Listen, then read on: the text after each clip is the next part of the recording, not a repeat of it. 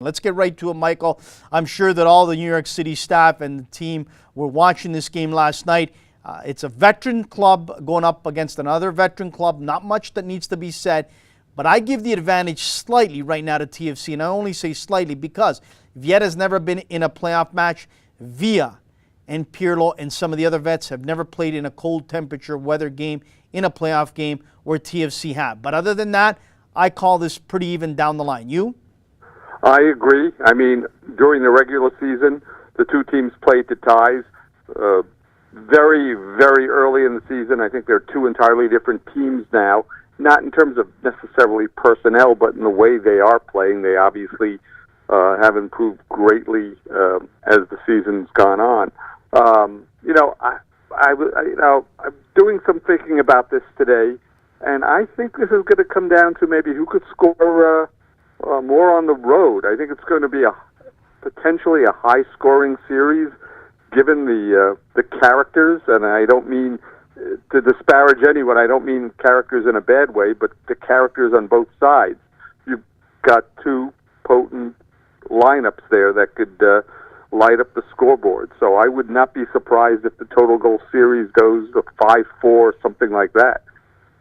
Michael, let me get your thoughts on this. I'm glad you mentioned that about whoever scores the goals on the road is going to be the one that's moving in. I agree with that. That's why I say it's a dangerous first game for TFC here at home, that they've got to get over that mode, that mentality with the Philly game. That's over and done with. This is a different team, a team full of veterans, and they need to capitalize early and often as they can, because playing at the Yankee Stadium, I think, has been a huge success for this New York City FC team.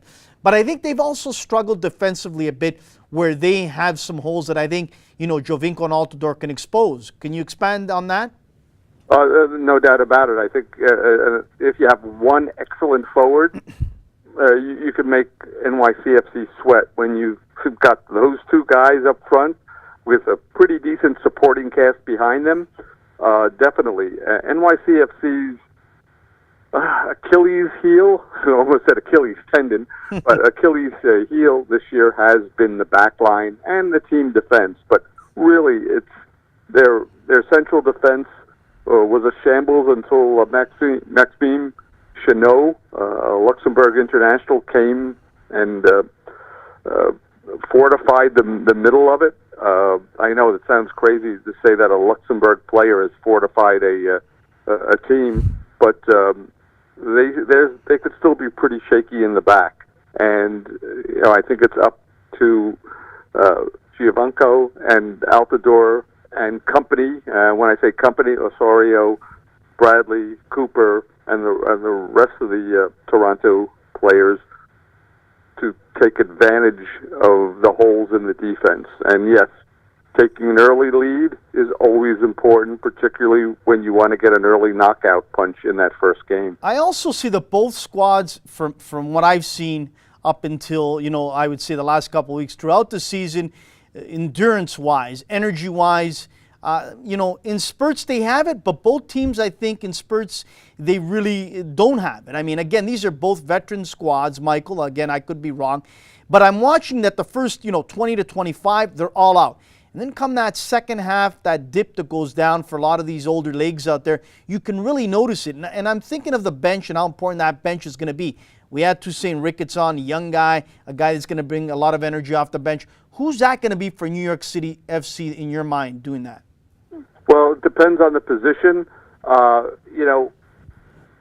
Frank Lampard is just coming back from an injury. He played, I think, a half hour on Sunday. And you would think that he might not be in full fitness to start, and he could be a major weapon coming off the bench. Offensively, obviously, NYCFC does need him because you cannot live by David Villa alone, no matter how great he has been and is. Kyrie Shelton, who has been a spark plug, whether it's coming off the bench or playing regularly. I guess it depends on what Vieira wants to do, what he wants to have in reserve just in case he needs a goal at in Toronto on Sunday. Those, I think, are going to be the two main players who could change the game off the bench. Lastly, Michael, before I let you go, maybe it shouldn't be something that we should be discussing, but why not?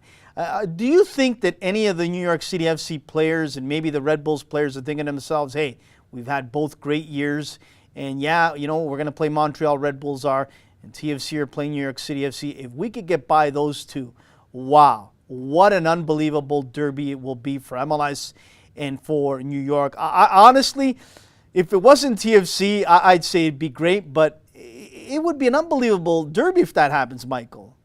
Oh, no doubt about it.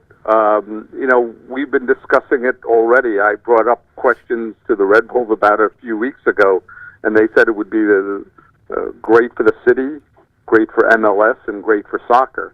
Obviously, it's much easier said than done, and they're going to have to get through two difficult teams. And assuming the 3-0 score holds up, we're in the 69th minute now, and it's going to take either a collapse of monumental proportions or an incredible comeback by DC to do it. And quite frankly, the way things are going right now, I'd be surprised if Montreal takes its foot off the pedal.